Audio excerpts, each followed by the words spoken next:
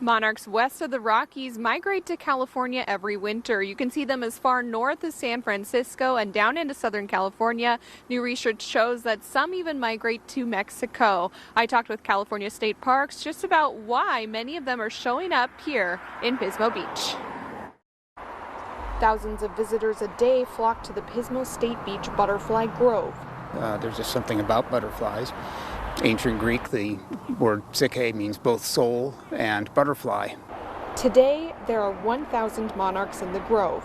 At its peak this year, there were 7,000, double of last year's count. I'm not saying that the monarchs are in the clear. You know, the population is still declining and still threatened.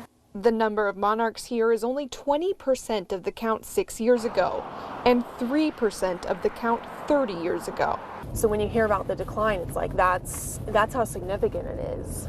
The monarch population tends to come to Pismo Beach around November. They used to leave around March, except lately they've been leaving closer to February. Some say one of the causes could be climate change. Another major issue is loss of breeding habitat. And when I say breeding habitat, I mean milkweed. So milkweed is the plant that sustains the monarch life cycle. As for why a quarter of the western monarchs chose to come here, State Parks isn't sure. But it could have something to do with both preparation and preservation. You know, we're so fortunate that this overwintering site is on State Parks property, so it's managed and protected, and we're doing everything we can to restore the grove and look towards the long term.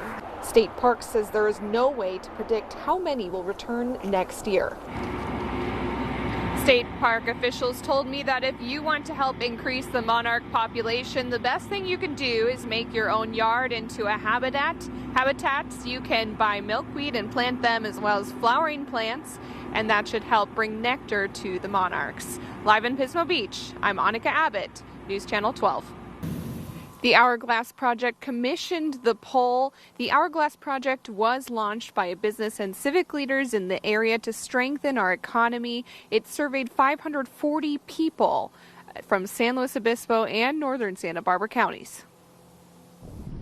A poll shows half of middle-class workers are considering leaving the Central Coast. They blame housing costs and low wages. We love the Central Coast, but yeah, I mean, a lot of people I know, they leave the area, you know, Arizona or further inland to find affordable housing. Only one of the survey respondents said housing is affordable. It's kind of like, you know, what's important to you? Do you want to live near the beach, or, you know, you want to go find an affordable house that's in the desert? Apartments like the ones I'm standing next to can cost upwards of $1,000, and that's on the cheaper end of housing here in Santa Maria. With the housing shortage, buying a home is also out of reach for many young professionals. They're trying to do the same thing, trying to find a house, and it's super hard. I mean, it's expensive, you know, they got to work 2 jobs to try to get to that house. The survey shows parents do not think their kids will be able to find affordable housing and be forced to move, like Jeannie Wolfson's son. He had an opportunity to work in Atascadero, but the money wasn't enough that allowed them to stay. The wages couldn't support the cost of the housing plus the cost of living on top of that. Housing costs and low wages mean there's less money for other things. 1 in 10 households do not have enough money for food every month. The Hourglass Project is putting together a 10-year jobs action plan, which is due to come out in March. Other surveys, like the one by Cause, has found similar results. Live in Santa Maria, I'm Annika Abbott, Channel 12 News. The whale is beached right now behind me across on the other shoreline. You probably can't see it very well, but it is against the rocks on the sand. The whole situation started around 10:30 a.m. this morning when Marine Mammal Center received a call about a whale at Avila Beach. Onlookers have been crowding the shoreline at Port San Luis for several hours. It's sad to watch. It's sad to watch such a small animal. I mean, he's a large animal, but you know he's a baby and he's struggling. A gray whale calf is stranded in the harbor. I actually said a prayer in Tahini, which is the Northern Chumash language from this area for him. The whale has been bobbing up and down in the harbor. Here below me, you can see it's actually stuck right on the shore by those rocks. Its tail's been moving up and down, and it looks like it is struggling. So we're in sort of a really tragic situation right now where this whale is up against the rocks. What we think is happening here is that this is a gray whale calf, a very young animal that's still dependent on its mom, and it got separated from its mom. The Marine Mammal Center says they are unable to push it back in the water.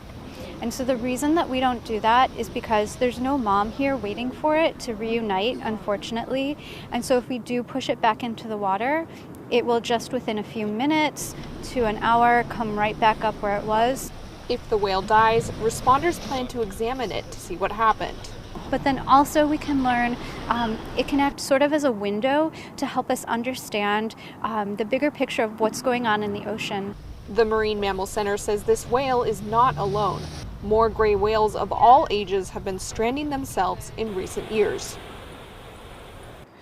Onlookers told me they've never seen something like this before. Around 5 p.m., right before the whale beached itself, I saw it bob up and down several times in the harbor here. At one point, it got so close to a boat dock that you could almost touch it. In Port San Luis, I'm Monica Abbott, KCOY 12 Central Coast News. Over the weekend, 2 14-year-olds and 1 18-year-old were shot in a parking lot near the Fiesta Apartments complex. It's the nightmare, I think, of every parent, of every pastor, of every person in the city when they hear about violence with young people. The shooting comes after a heavy year of gun violence in Lompoc in 2019, with 7 homicides last year. We're seeing kind of a real resurgence of people that value care about the city of Lompoc. Community leaders are stepping up to give teens a safe place to go after school. Pastor Bernie Fetterman at Lompoc Foursquare Church offers a youth group every week. It doesn't necessarily have to be faith-based. We've got some great faith-based programs here. But anything that adds value to a young person to show them that there's a better way to live, and violence is never the answer. Tyler Ogletree mentors youth at the church and at the school. He says something as simple as a snow cone can show students they are loved. Sometimes we'll just do events through the campus, through the students. So we were at Cabrillo and we did like free snow cones one day. The church offers weekly Bible studies at the school along with larger events each semester where every student is welcome. But they aren't the only group providing a safe space for teens. We have a lot of great things in our community, from the Boys and Girls Club to our Parks and Rec activities to student athletics. We also have church youth groups like our own that are out there giving young people a safe place to connect. Youth mentors say that gun and gang violence is a topic that comes up among the teens at the high school. They hope that will change with more community action.